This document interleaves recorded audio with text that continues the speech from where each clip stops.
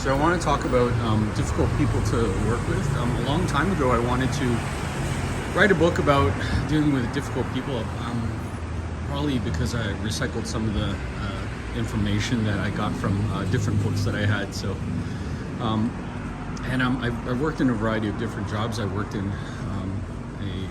an office once or twice. I worked in schools. Oh my gosh, schools in Asia. I'll tell you, in Asia, there's so many crazy stories that I've had.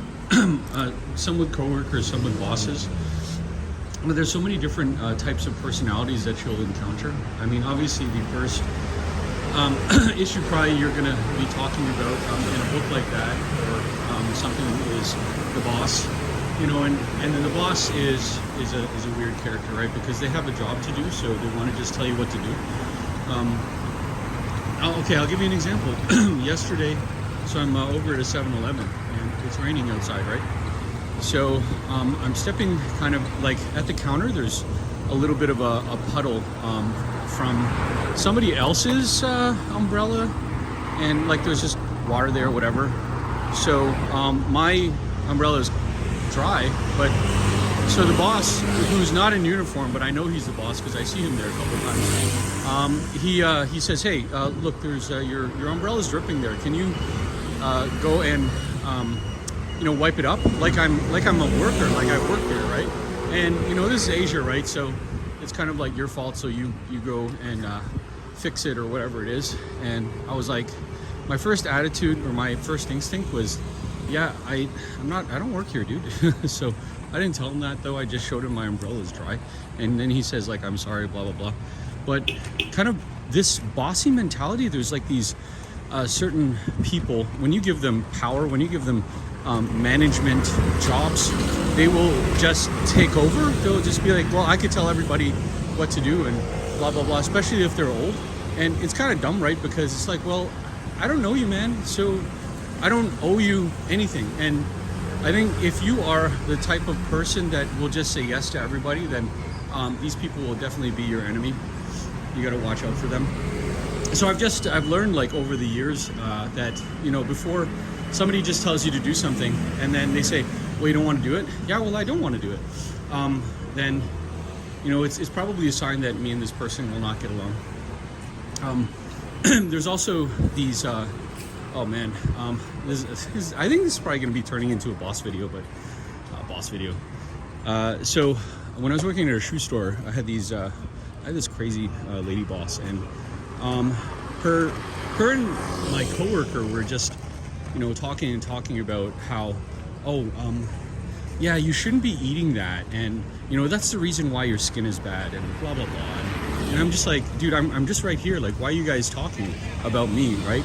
And they're just kind of like in this narcissistic, like, oh, it has nothing to do with you, we're just talking, right? And stupidity, right? And it's like, obviously it has everything to do with me.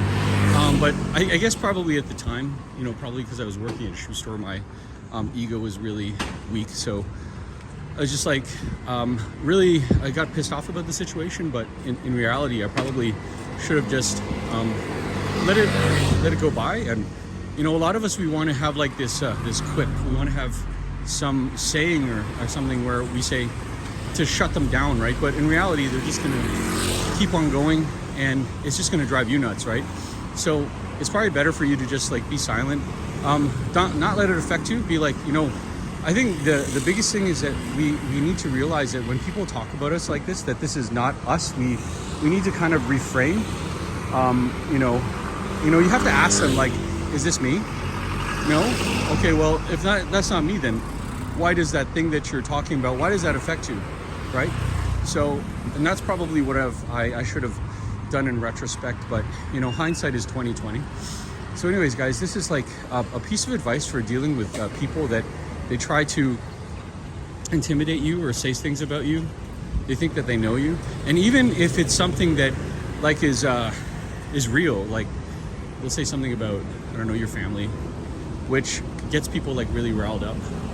And there's a saying in English, like how could you let people like get away with that and get away with something? Like, what did they get away with? Did they steal my money?